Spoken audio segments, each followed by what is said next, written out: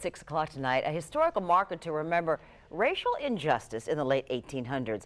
It became a target of racial crimes itself now. The marker about a lynching in St. Johns County was stolen, and then officials delayed replacing it while race relations flared up over the last 3 years.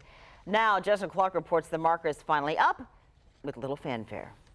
So, Regina Gale Phillips of St. Augustine felt like she knew a man she never met. His name, Isaac Barrett. He was the only recorded lynching in St. Johns County, hanged without a trial. She and others in St. Augustine worked for years to remember him, part of a national project, collecting soil from where he was killed in the tiny Riverdale community along the St. Johns River, and creating and installing a marker in that remote spot.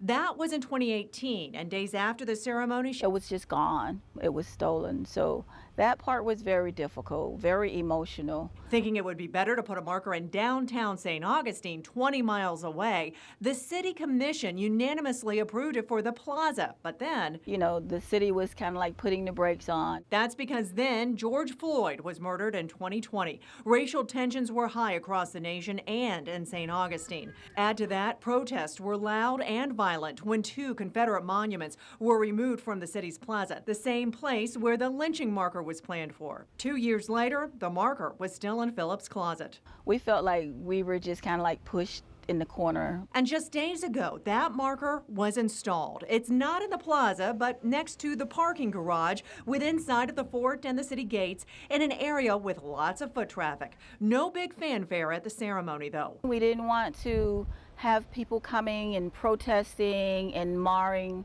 the sacredness of that. And by the marker, there's a plaque giving context about why it's here.